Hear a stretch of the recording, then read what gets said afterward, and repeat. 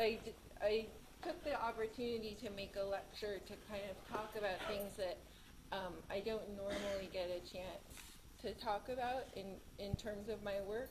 And so as by way of a preface, I want to kind of historically locate some of the origins in the current work. This is a Parisian arcade, and also not only historically locate, but also give the work a kind of a sense of scale, but also a sense of place. And so for purposes of plot, we'll start on the street. This is a Parisian arcade in I guess the photo is in the early 20th century. Essentially, the arcade was a covered passageway that ran between one side of a block to another. It's the kind of, and it was lined with shops, so it's the kind of ancestor of what we know today as a mall. So it's the 19th century Parisian version of the Grove. As Walter Benjamin, the great historian of the arcade, noted, the glass roofs depended on the advent of iron construction, and then the purpose depended on the availability of the goods that the Industrial Revolution made plentiful. And so at its inception, the arcade was a novelty, and again, not unlike the Grove or the Americana, but it was also a space that then radically transformed how we consume and how we understand our relationships and the relationship between material goods and culture. And we can kind of call that relationship material culture. So material culture, we could loosely define it as being the aura of history and narrative in the physical stuff that we make that fills the world. And so for me, that is anything from a hairpin to a building. But more than just the stuff, material culture is how we pose, organize, and assemble all that stuff into a kind of fiction about ourselves. The stuff is both how we understand the world and how the world sees and understands us. So the stuff becomes a kind of everyday fiction that we write about ourselves and that we are constantly absorbing back from the world around us.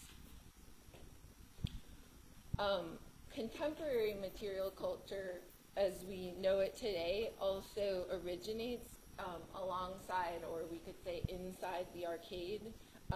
Georg Simmel, a sociologist in the early 20th century, was one of the first to isolate and analyze the fundamental shift of the mental state that occurred in the late 18th and 19th century as people began to leave their small village existences and move sort of in droves into the city.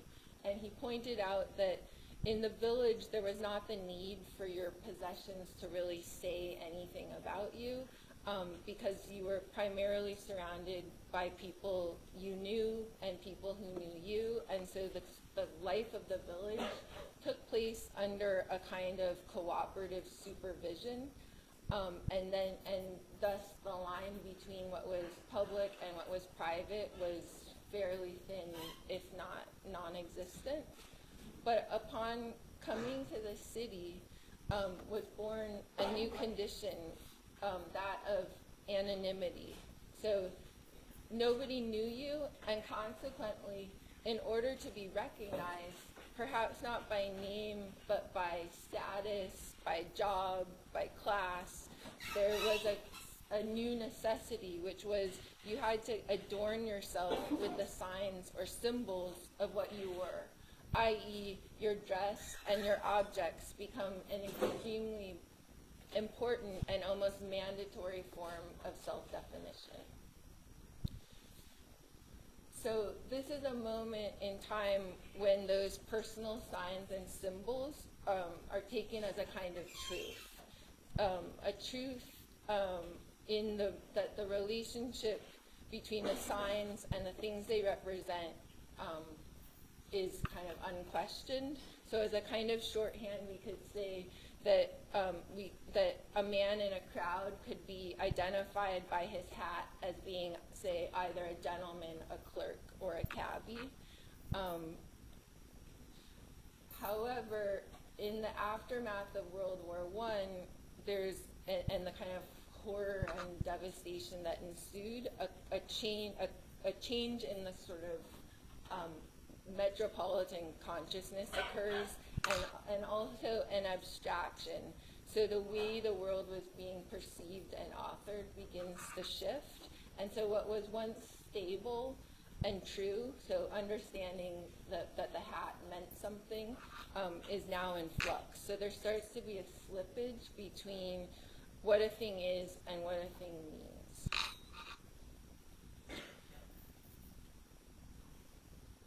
Which brings us to the 1936 show at the Galerie Charles Raton in Paris. It was entitled The Exposition of Surrealist Objects. And the show was groundbreaking in that it presented objects as art to a world totally unaccustomed to art really being much or anything other than paintings, drawings, or traditional meaning marble sculpture. In the catalog published at the time of the show, André Breton, the writer and poet, wrote that the show was a revolution of objects and a revolution through objects. It was the fulfillment of his earlier charge for surrealism, that it be nothing more than the objectification of the activity of dreaming, facilitating its transfer into reality. And so, as a kind of misprison, I read the dreaming as an action of abstraction. It's a jolt that separates us briefly from the things that we know. As Viktor Slutsky, the Russian literary theorist, wrote, the purpose of art is to impart the sensation of things as they are perceived and not as they are known. The technique of art is to make objects unfamiliar, to make forms difficult, to increase the difficulty and the length of perception, because the process of perception is an aesthetic and must be prolonged. So the technique may not actually be to produce something that is radically new or unknown, but to allow a dislocation long enough for something to be seen anew. The surrealist objects, and many of these were included in that show, they do a lot of this. So we simultaneously recognize the lady's shoes and see a kind of mutton or roast bird. In this case, it's the combination of the familiar objects in an unfamiliar way, which disrupts our kind of ordinary perception of the shoes. And then here, the shape of the lobster parallels the shape of the receiver, but it doesn't actually take over the receiver's function. It just kind of mirrors it. In the Bastigli apartment, Le Corbusier instrumentalizes the architecture, allowing the architecture to actually shift scales, turning large familiar landmarks into small objects on a shelf. So you can see the Eiffel Tower and the Arc de Triomphe sort of sitting on the shelf or the wall around the garden. In this example, Lucy, the hotel elephant, takes the issue of scale back in the opposite direction. The elephant, when scaled up, is now given a function and building attributes. But more interesting to me is actually than Lucy is actually an example like this one, Sadie.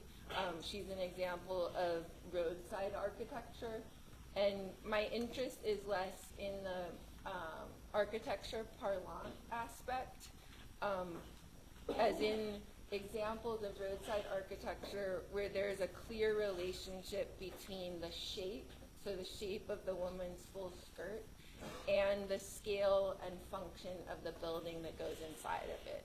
In this case, it's a restaurant, and so the woman does not represent the restaurant, but there's a clear correlation between the space that her skirt makes and the space that's needed for the restaurant to occupy.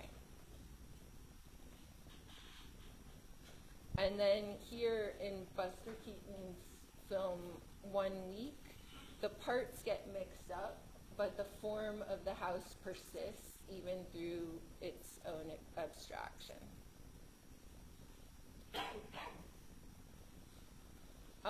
And so much like the surrealist work, the work I'm going to show is often a move from the familiar into the strange and back again.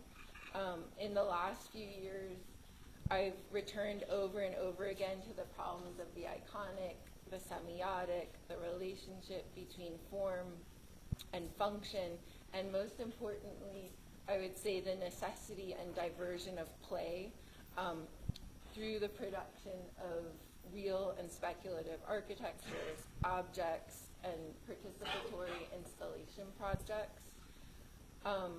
Many of these positions, I would say, arise out of an interest in mining the potentials of issues that have been largely overlooked or neglected, and that also the role of the design model reoccurs throughout much of my work, and in many projects what is produced is a space where the model oscillates between a kind of representation of an idea or a thing or a utilitarian object. So that brings us kind of back to Broughton. It's unexpected to find a representation of one thing suddenly utilitarian as another. And then I'm just going to roll rather rapidly through some of the projects, but as a footnote, which Axel actually covered in his introduction, in the studio, I don't distinguish the projects into any kind of typologies. However, when they get out into the world, they end up being under one of these two headings. So Welcome Projects is the studio, while Welcome Companions is the brand name for the objects that we design that get mass-produced and sold.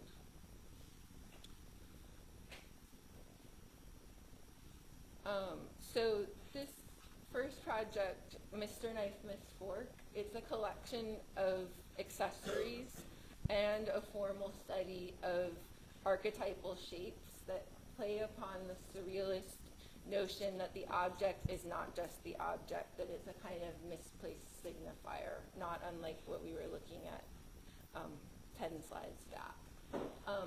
I was interested here not only in the reuse of the iconic surrealist imagery and shapes, so like Magritte's bowler hat, for instance, but also in the kind of disorienting spin that they take on when they're borrowed and then become both functional and mercantile. So surrealist objects existed primarily only in the context of a gallery space or a museum space, and these things are now, they're out in the world at shops and you can actually buy them. So there's a kind of switching of the, I would say, the attention and the interaction with the object itself.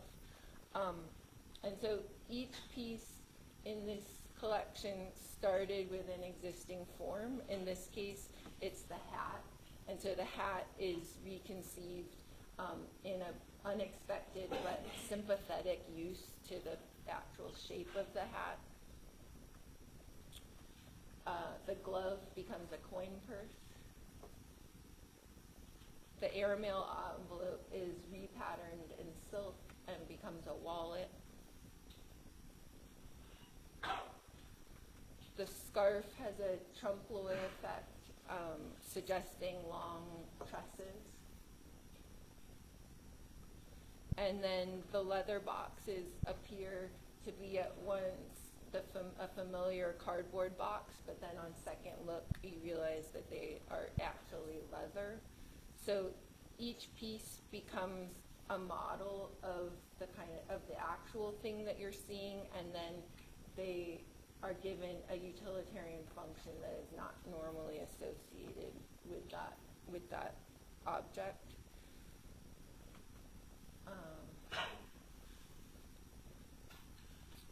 In this project, the village, it's a speculative project, but it's one that followed a kind of similar line of thought.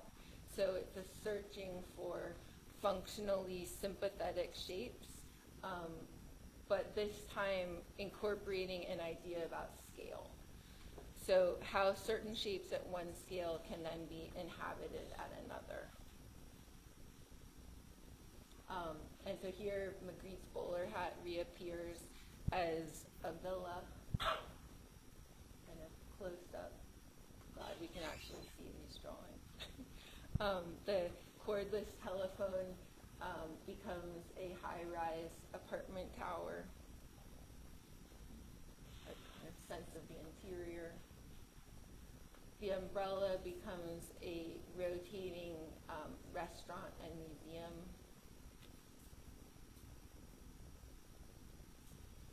The restaurant's on the lower level. I mean, the museum's on the lower level. The restaurant is on the upper level. The makeup compact gets repurposed as a public recreation center. So the swimming pool is on the bottom, and then the exercise spaces are on the upper floors. And then the open book, becomes a big box grocery store.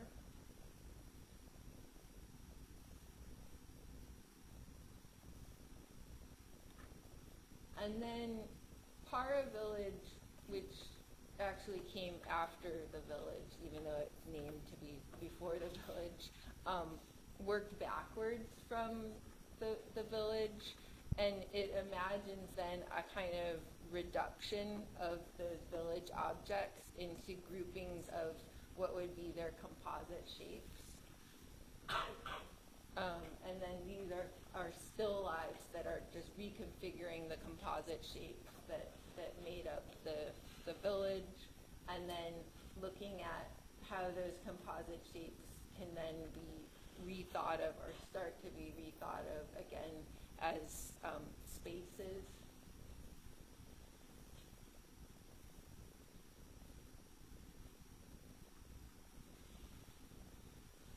And then this project, Part-Time Picnic, it evolved out of the space between two kind of different ideas. The first idea is about narrative, so about how a group of objects, when placed together, can begin to tell a story. And then the second idea has to do with recognition and icons. How an object or one of these objects in the group can be boiled down to its most minimal form, yet still be entirely recognizable. So it's an idea about a kind of weak abstraction. So it's both weak abstraction and weak iconhood, taking the icon to its kind of most reduced, almost weakest place, because if you begin to remove something from it, it will no longer be recognizable as the thing. So the main characters are the toast, the butter, and the strawberry. So if we look at the toast first, and the toast obviously starts out as the thing that we all know and have for breakfast as a toasted piece of bread. And then there's an idea about trying to find the kind of basic shape relationships to understand then, what is the most sort of recognizable profile of a piece of toast. This was what we ended up with. And then open toast. So the toast is also a handbag. Butter. Butter is a little bit simpler. It's essentially, to get a pat of butter, you just take a square and chamfer the corners, or mush them, as the case may be. The butter, and it's square, and then open butter. And then strawberry. Strawberry is a little bit different because what we realized thinking about the strawberry was that there were a bunch of other kind of issues at stake. One is how much detail does the strawberry actually need? So do you need the colors? Do you need the seeds? Do you need the stem? Or do you just need the kind of overall shape? We realized that you needed both the color and the stem, but not the seeds. And then we realized, in looking at a whole bunch of real strawberries, and then also looking at the way that strawberries are often depicted in culture, that the icon of the strawberry, or the shape of the strawberry, is actually very different than a real strawberry. And so this shape comes out of thinking more about a kind of iconic sense of a strawberry than the actual real strawberry itself. And then that's the open strawberry. And then lips. So lips started with investigating lips as we know them in the world, so real lips, and then also thinking about kind of iconic ways that lips have been portrayed. And then again, using an idea about basic shapes, so breaking down the shape of the lips into essentially 3 circles and a line. The end result being this, and then the open lips.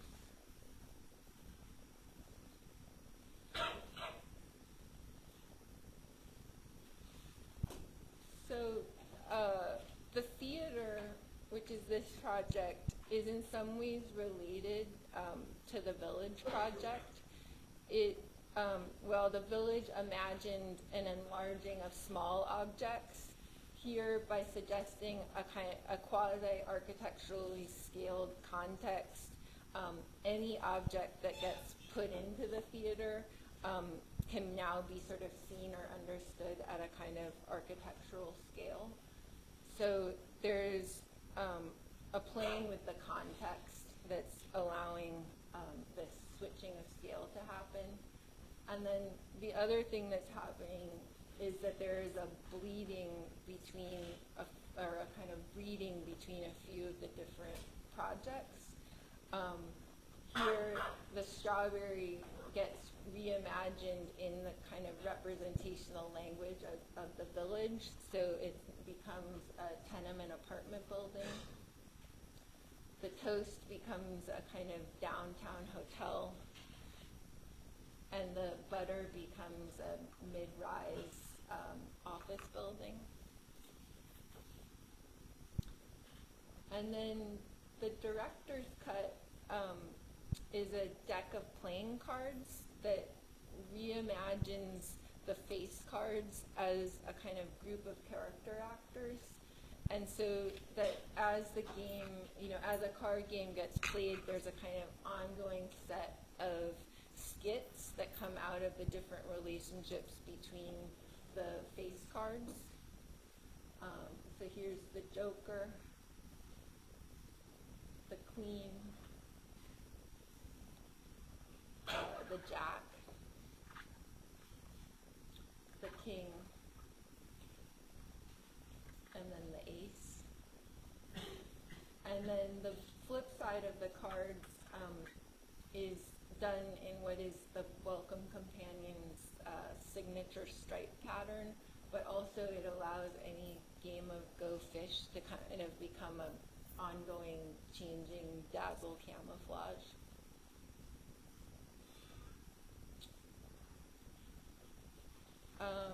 And then this project, Navy Yard, it takes the idea of character and narrative and how those things get imbued into an object sort of even further than any of the other projects.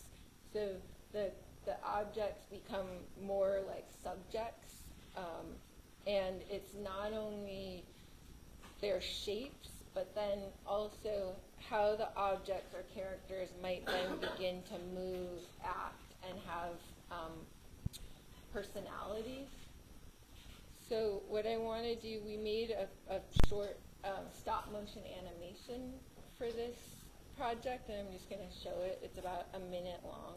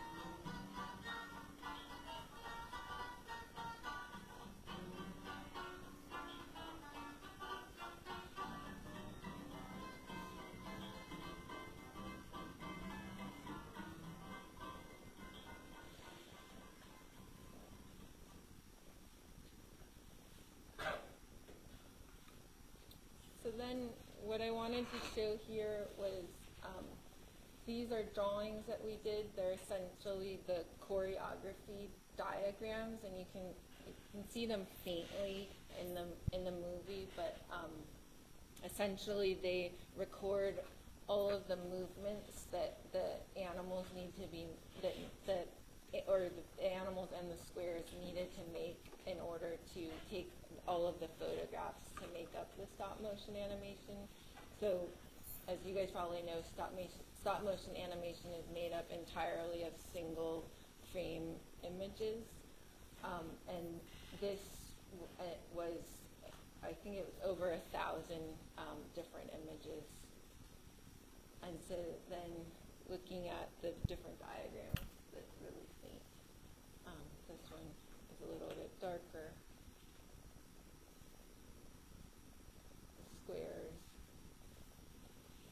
the animals. So the animals take on a kind of more haptic, roving quality of movement, while the squares take on a kind of militaristic,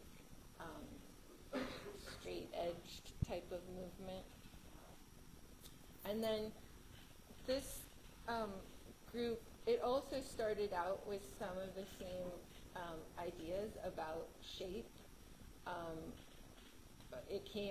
The origin was an observation about a rabbit, that the kind of shape of a rabbit was almost a kind of slouchy shape and was similar to that as a woman's handbag. The first kind of attempt at making a rabbit was in some ways the opposite of Part-Time Picnic. We weren't trying to reduce its shape. We were actually trying to see how we could begin to get the full shape. And so this was a paper model of that version of the rabbit. But what we ended up realizing is that this, in fact, is too complicated to ever actually manufacture. So the project, or became kind of going backwards into a kind of, again, an idea about the simplification of the shapes and the kind of patterns that are needed to make the shape be, what would we say, almost be as shapeful as necessary, but with the fewest number of parts. The tortoise, the howling wolf, the mouse, and then the square. So the square, even in kind of the way that you interact with it, takes on some of this kind of militaristic character. It kind of flips open, flips closed. And then this is a project that is actually, it's on view at the Santa Monica Museum of Art right now. It's called Black Holes, and it was part of a series of projects that the Santa Monica Museum does called Wallworks, and essentially each year they invite an artist or designer to come up with a project that can be produced by school children. The catch is that the ages of the school children run from kindergarten to 12th grade. So in doing this project, I learned a new term, which is called scissor skills. And basically you can all sort of school art projects are kind of rated by their scissor skills. But essentially I had to create one that scissor skills of a 5-year-old could do, but could still be interesting for an 18-year-old to do. So this is a project called Black Holes. And the thing I became kind of interested in with black holes is this idea of a thing that's made up of smaller other things. So, which was inherent to this idea that the school children, each child would produce some element or part of the project.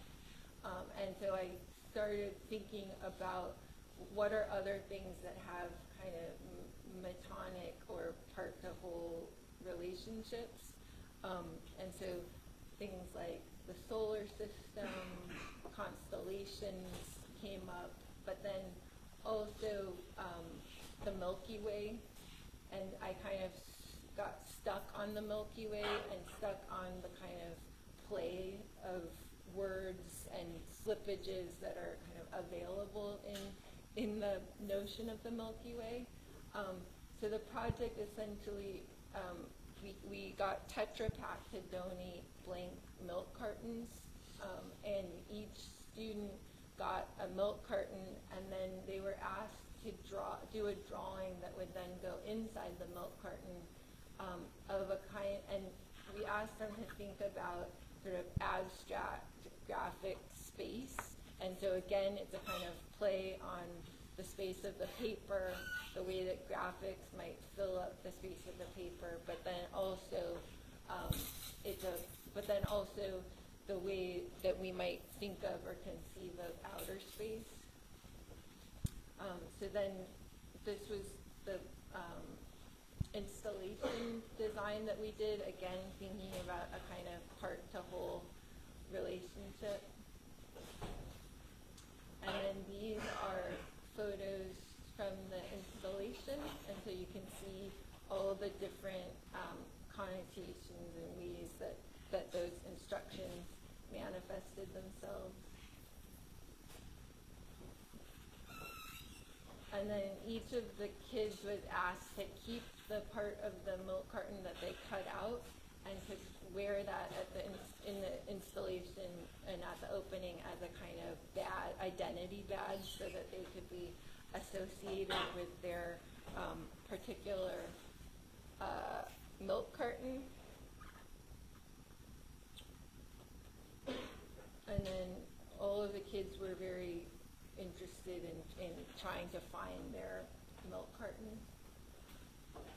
And then I thought I would end with a kind of things to come. I don't usually like to talk about projects until I actually have a physical thing to talk about, but this is a single-family house in Malibu that we've been working on now for 2 years, and it should be going into construction sometime in the next month or so.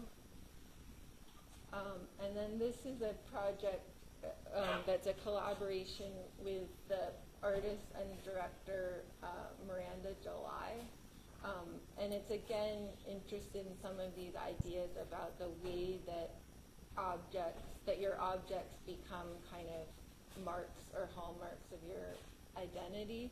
And so this is, it's a limited edition piece, but it's all the contents of her purse. So these are all the things that she carries around, and then thinking about how the things you carry around actually, what those actually say about you, and whether or not you can actually be identified by the stuff that you carry with you.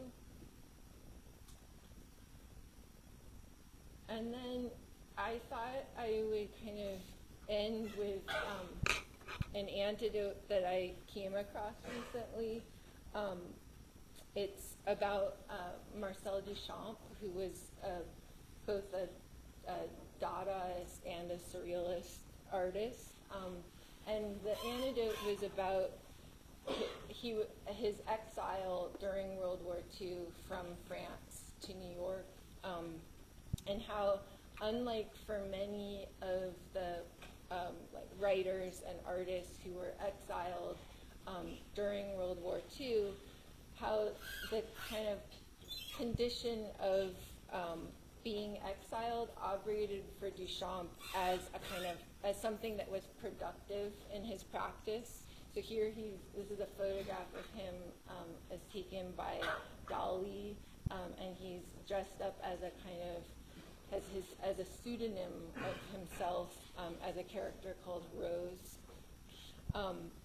And the interesting thing is, to me, is the way the kind of liminal status allowed him to just continually recast both himself and his artwork by playing on and abusing any kind of slippages of identity that he could find. Duchamp once said that the artist should be alone, everyone for himself, as in a shipwreck, which brings to mind, to me, the subtle differences between what it might be to be a refugee or to be a castaway. And so for Duchamp, the kind of mode of displacement, I think, was more about the opportunism of the castaway than, say, the sentence of the refugee. And so I started my studio in 2009 during what was considered to be the Great Recession. And so starting at that time, unlike, I think, for all of the other lecturers who've been here, I think they were all kind of in full swing. But this time, but starting in 2009 meant that you basically came up with a name, and that it meant that I was lucky enough to get a teaching job. And so, and then, like most of my peers, it meant that I had a lot of time on my hands. And that meant that there was a lot of time spent drinking coffee and sitting around in parks and looking at the internet, basically. And as we all know, architecture at this time was in a kind of state of shell shock. And in a lot of ways, it largely still is. And the kind of modes of practice that, and the positions and the aesthetics of the previous 10 years or even 20 years, and definitely the ones that I had been educated in, seemed kind of utterly out of touch with the new conditions. and that the reaction could either be to batten down the hatches and shore up traditions and definitions and adopt a kind of new austerity to mitigate the kind of unknown territory of architecture as a kind of refugee. Or in contrast, it could be to address the new landscape and kind of adapt Duchamp or Swiss Family Robinson style as a kind of castaway.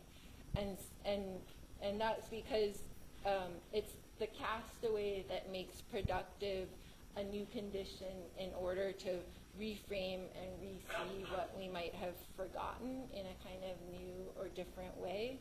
And as a castaway, all the kind of signs and significations of the world around you are loose and at play. The application and adaptability become mandatory. So the ship's galley door becomes the raft, the tree becomes the house. And while the methodologies of doing those things, of making the raft or the house, may remain kind of tied to the culture of the homeland, in my case, it's the discipline of architecture, and that while the new landscape that I found myself in was unrecognizable, as a castaway, it opened up a kind of expanded field of practice. And best of all, I think that in that expansion, it allowed that there might be space to juxtapose the kind of high-mindedness that architecture typically thinks of itself with a kind of sense and kind of lightness of play. So in essence, I like to take the idea of play very seriously. And